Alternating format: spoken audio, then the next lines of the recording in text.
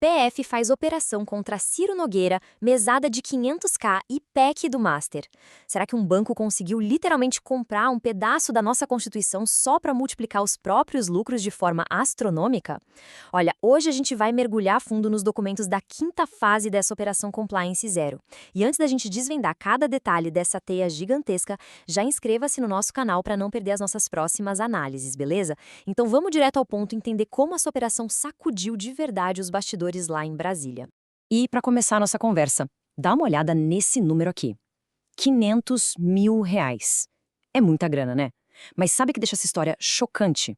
É que isso não foi um acordo único ou um pagamento isolado.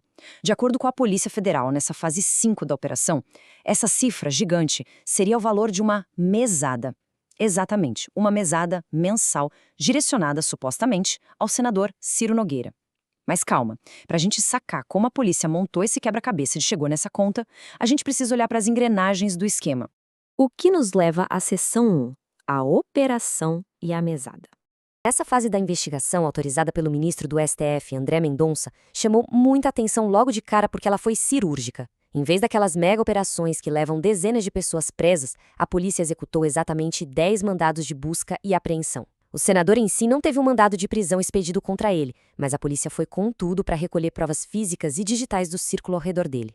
E o que eles dizem ter encontrado nos documentos, que a relação entre o parlamentar e o dono do Banco Master, o Daniel Vorcaro, passava bem longe daquela coisa apenas institucional. A PF diz que, além dessa suposta mesada milionária, o banqueiro estaria bancando um verdadeiro estilo de vida de luxo para o político.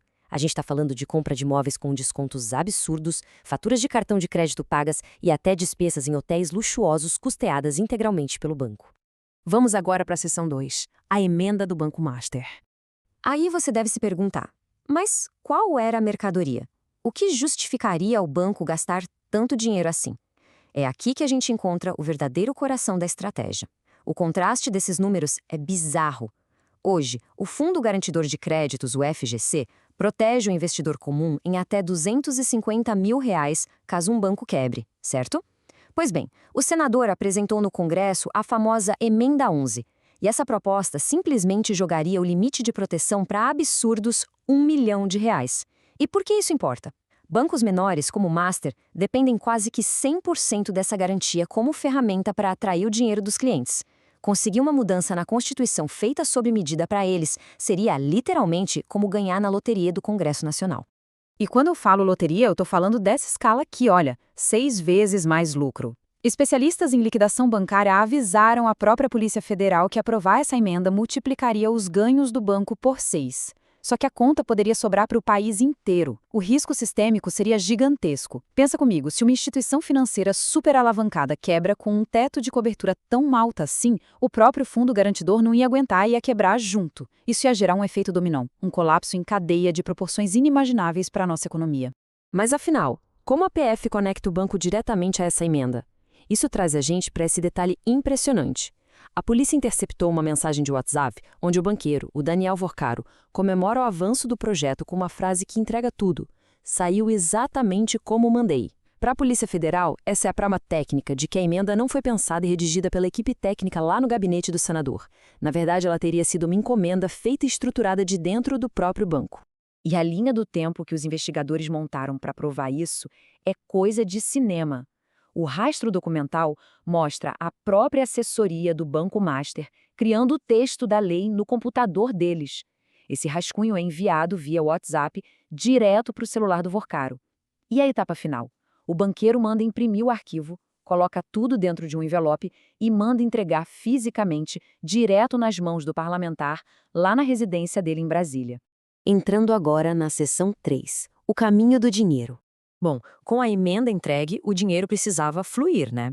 E para esconder esses repasses contínuos e não disparar nenhum alarme no sistema financeiro, a suspeita é que montaram uma verdadeira rota de fuga para o capital. Funciona assim: a grana saía do Banco Master e era injetada numa empresa do pai do primo do Vorcaro, instalada em Nova Lima, Minas Gerais. Desse ponto intermediário, o dinheiro cruzava o país inteiro e aterrissava nas contas de uma tal de CNLF Investimentos. O grande detalhe? Essa empresa era, na verdade, uma discreta loja de motos no Piauí, controlada por quem? Pela própria família do senador. E como vocês devem imaginar, essa ligação familiar teve consequências jurídicas bem rápidas.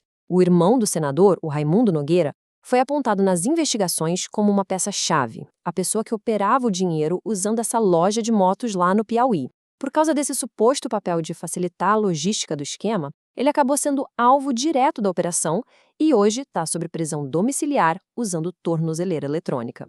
O que nos leva a um dos pontos mais inusitados dessa história na seção 4. Fuga no carrinho de golfe. Pois é, nem só de planilhas e transferências digitais vive essa investigação. O caso ganha uns tons de perseguição meio cômicos com um enredo paralelo. Vale a pena a gente acompanhar essa cronologia. Sabe o primo do Vurcaro, o Felipe? A polícia aponta ele como o suposto arquiteto executivo do esquema. O lance é que, numa das fases passadas dessa operação, lá na Bahia, as câmeras de segurança flagraram o Felipe fugindo da sua casa de veraneio em Trancoso a bordo de um carrinho de golfe. E isso poucos instantes antes dos agentes baterem na porta dele. Como ele já tinha esse histórico claríssimo de fuga agora, nessa fase mais recente, não teve choro. Ele foi alvo logo de um mandado rígido de prisão temporária. E, finalmente, a seção 5. A defesa e o centrão.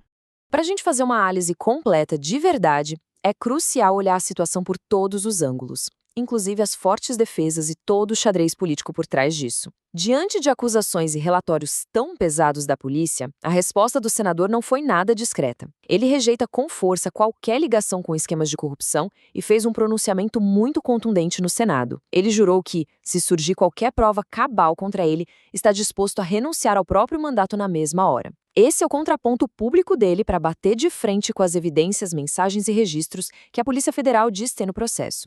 Agora, saindo um pouco do campo criminal, os materiais de origem dessa história mostram que Brasília está fervendo de especulações.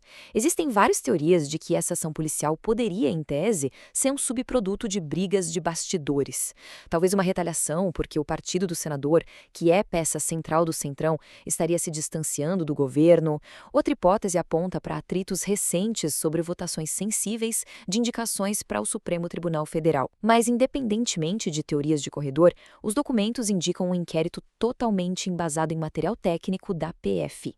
Outro ponto que a fonte destaca e que é super importante a gente pontuar é que todo esse episódio não tem absolutamente nada a ver com aquelas investigações do Banco de Brasília, o BRB, sabe? São processos distintos e separados, ainda que chamem a atenção na mesma época. E tudo isso deixa a gente com uma grande reflexão final. De um lado dessa balança, a gente tem mensagens de WhatsApp, envelopes circulando por Brasília, planilhas e o trabalho metódico da Polícia Federal. Do outro lado, a gente tem a força colossal do Centrão, promessas públicas de inocência e toda a complexa rede de influência que mantém a engrenagem girando em Brasília. A pergunta que fica é: será que o rastro documental e as provas técnicas vão ter força suficiente para superar essa tradicional blindagem política da capital? É um questionamento monumental que continua pairando no ar. Pessoal, muito obrigado por acompanharem mais essa explicação por aqui. Continuem questionando as fontes e até a nossa próxima análise.